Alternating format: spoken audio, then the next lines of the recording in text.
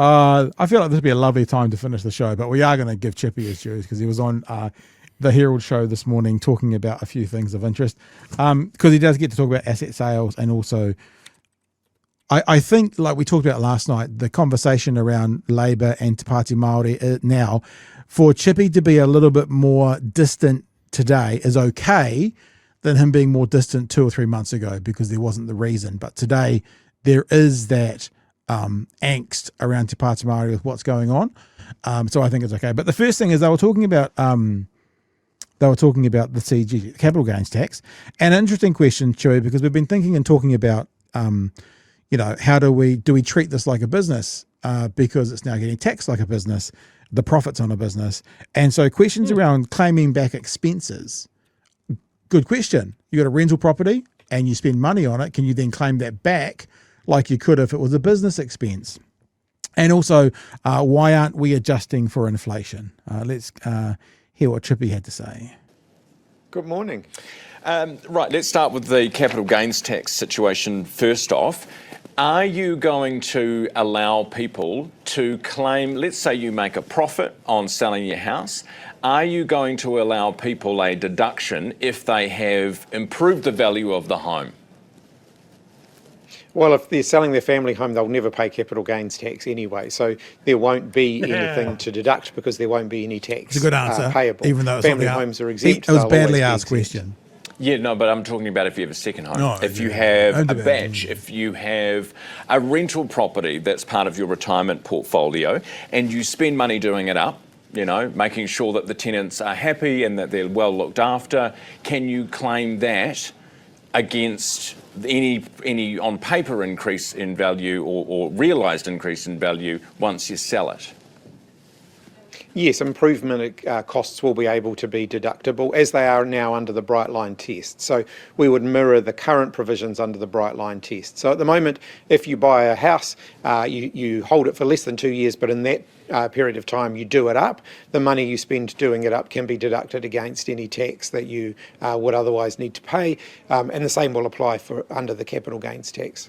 And now comes stupid question from like painting and stuff. He's just said improvements are claimable. This next question is pointless. I will play it for you. Includes painting the house, building a fence, yes, redoing the kitchen. Yes, improvements.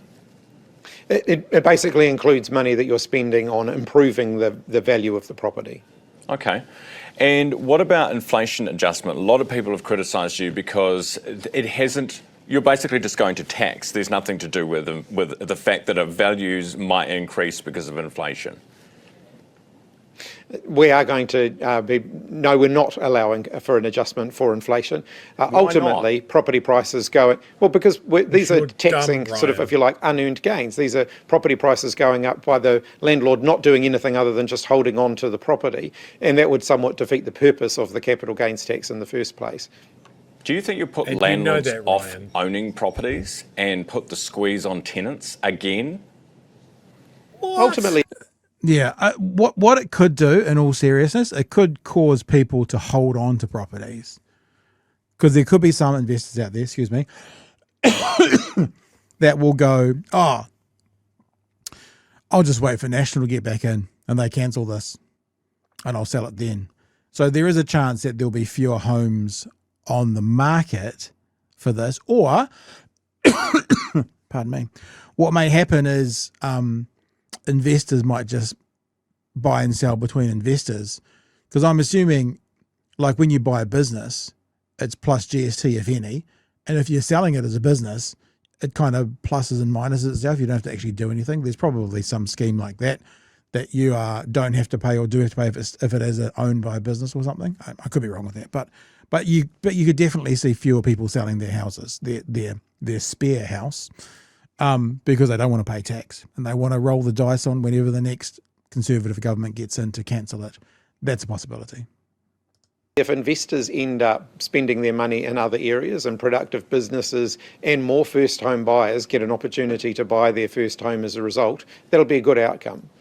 Do Kiwi investors switch their investments from property to productive Kiwi businesses, or do they invest in American shares? But that's what they're trying to get them to do Ryan. You're asking the question, do they do this? Meaning, like, would they really do that? Well, we haven't had this in place before to give them the incentive to do that. That's what this is about.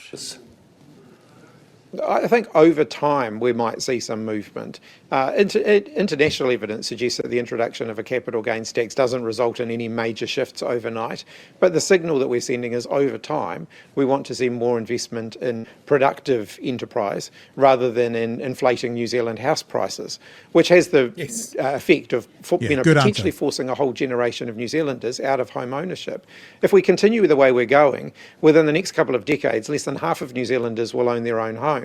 That is not the New Zealand dream. I think New Zealanders should be able to own the home that they live in. There you go. So that's the clip number one. I've got two other clips to play. They're both quite a bit shorter. Do you want to speak to that, or should we just keep rolling, Chewie? I just wonder who Ryan Bridge shares his brain cell with. Like, does he get it? He definitely doesn't have full-time custody. But look, the whole thing is of this is it is not an overnight fix, right? It is a gentle encouragement that if you want to make money, maybe you put the money somewhere else. Get out of the housing market, cool the prices down. Yeah. Or at least slow the rise a little bit, because no one wants to absolutely nuke the housing market, and put money into something productive here in New Zealand, ideally.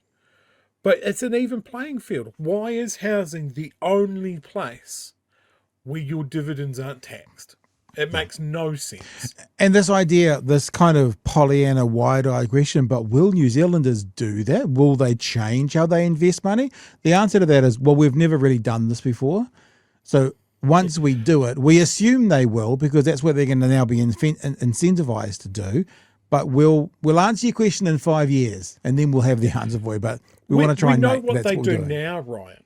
We know what they do now, which is hoard housing. And we've looked at that over the last 40, 50 years, and it's put us where we are now, which is not good. For the majority of New Zealanders, it's not good. All right, the next conversation, they're talking about the relationship between Labour and Te Pati Maori. See what I did? I rickrolled you. I rickrolled you. I did it. Let's go back to the apples now. Right. I'm going to read you the history of the Swatango. No, we're not. Okay, so this is talking about Labour and their relationship with Te Pati Maori and where it's at right now. What about the Te Pati Maori situation? They have said, Rawiri said he's having good chats with you. Chris, what have you guys chatted about?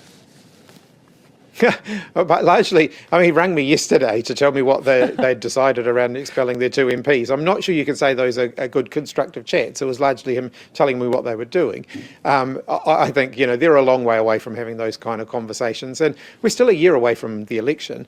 Ultimately, voters get to decide who gets to have those conversations after the election. And Te Pati Māori still have to convince voters to re-elect them, let alone, and they're certainly in no position to make that case at the moment. So they need to focus. I think that this tone is okay now. Like, we've talked about this before. This tone 6 weeks ago, when there wasn't this sort of upheaval, is misspent. And remember what we said. The yardstick was, if you see a headline and you think that Luxon has said it, then Chippy shouldn't be saying it. Luxon's not saying this. Luxon's saying, these guys are irrelevant. What a bunch of losers. Why would they ever be? What do they add? So actually, Chippy's being quite moderate in the he's not even being critical in this situation. And this response today, as a headline in the newspaper, you wouldn't read it and go, oh, did Luxon say that? Because Luxon's being much more effusive, much more aggressive and much more patronising than this response. So this response today is okay.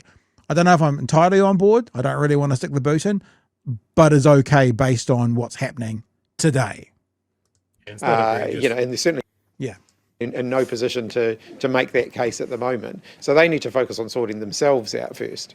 Yeah, so what did he ring and tell you yesterday? Just that we're getting rid of two of our MPs, just a heads up?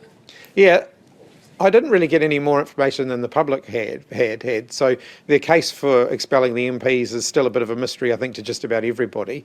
But my message back to them is the same as it's been right the way along.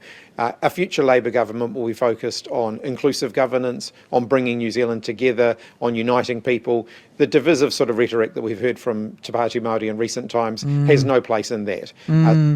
Now, I'm not so sold on that one, because he's talking about what Taka Tewhera said. I think that he's just basically labelled all Te Pāti Māori as being divisive. I think that one, being fair, is not okay. I think he could have said, people like Mr. Ferris, fine, but to say divisive from Te Pāti Māori, that now has gone to that step of one step too far, because it's not divisive language from Te Pāti Māori. There has been divisive language from one individual in Te Pāti Māori, so I think that's a misstep.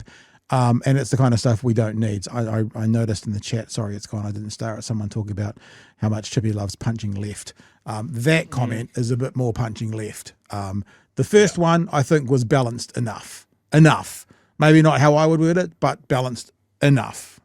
So if they want to play any kind of role in the future, they need to be focused on bringing people together and offering constructive and positive solutions to the challenges facing the country. And leave your wealth tax at the door. Well, we've been really clear what our tax policy is going to be, a simple targeted capital gains tax, and that is the only tax policy that we'll be supporting. Hey, so before we move on to the last chat there, Chewie, which is about the asset sales, is there anything else you want to add to that? I think that Chippy's mostly there on that messaging.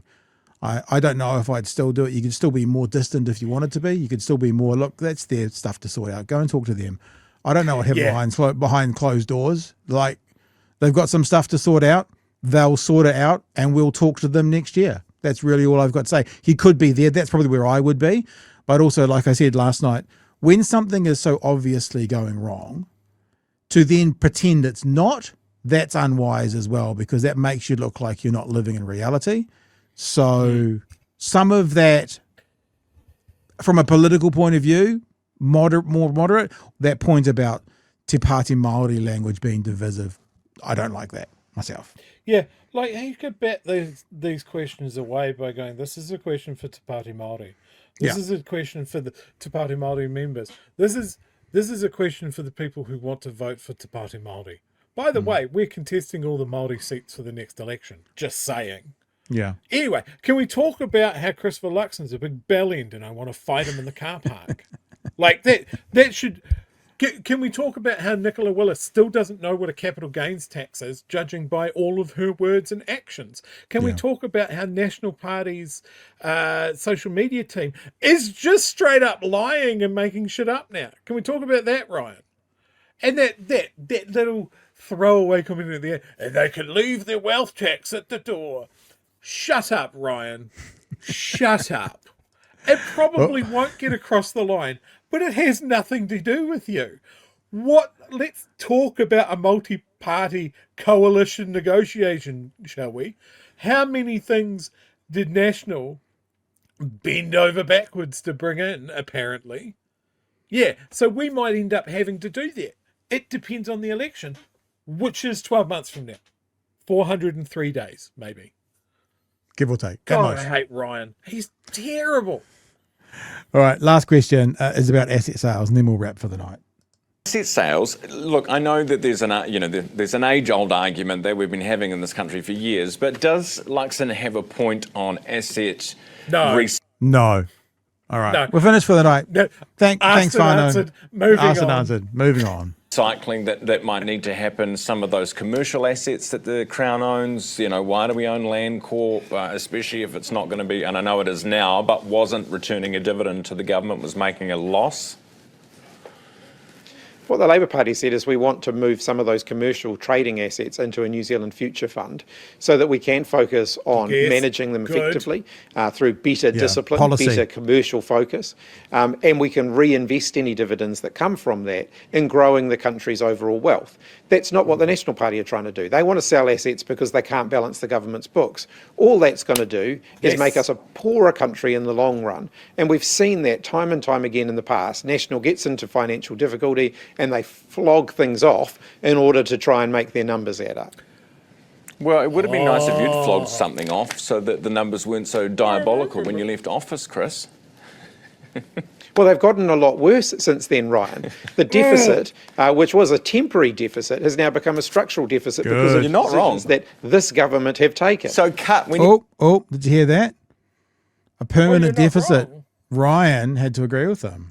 Well, they've gotten a lot worse since then, Ryan. The deficit, which was a temporary deficit, has now become a structural deficit because of You're not wrong. decisions that this government have taken. So cut. We need to cut. Well, we need to focus on changing the nature of government spending. So at the moment, they're spending too much on the operating side and not enough on the investment side. And changing the nature of government spending.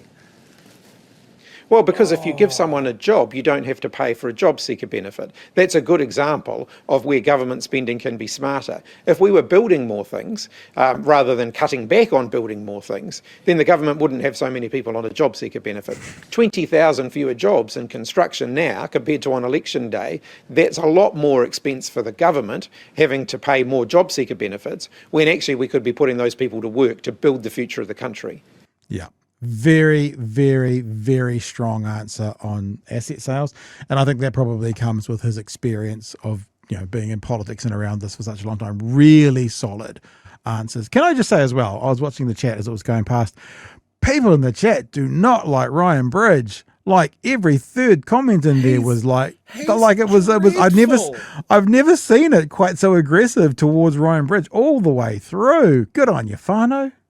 All right. Yeah, it's like, we need someone to ask the leader of the opposition a question. We've found this hairdressing model that owns a couple of properties. He should do. Just dreadful. Like he doesn't know what he's talking about. I'm sure it's just a stainless steel pipe from the earpiece he's walking in to his fucking mouth. Someone's working him like a muppet. Honestly, it's all the way through. It's very good. All right, Chewie, do you want to add anything to the asset sales conversation before we wrap? I think the only missed opportunity there that should always be a drum that Chippy rings is whenever something gets brought up about like, you guys spent a lot and that's why these decisions are going to have to be made, that he always brings up the fact that Nicola Willis is borrowing more than Labour did during COVID. Yeah. To keep us in our homes and keep our mortgages safe. Just massive levels of stimulus. Now, that's exactly how our government describes it now, as just a fire hose of money. Right? Just unrestrained, reckless. And that's why we're in the position that we are.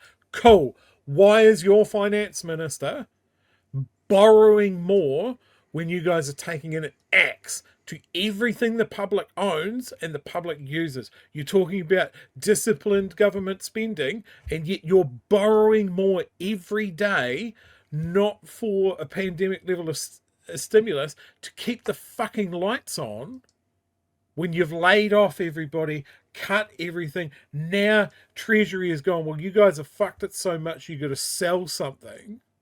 That is the plan. That has always been the plan. Because the cashed up people, the property owning class that have the liquid assets to swoop in and buy whatever the government is thinking of selling, they're the guys that are going to benefit. This is always the plan. To sell our shit to the fucking Faye Rich Wrights, Graham Hart, the Mowbrays, the guys that are just circling the shit that we own and have paid for over generations. They're wanting to buy it at a fire sale price.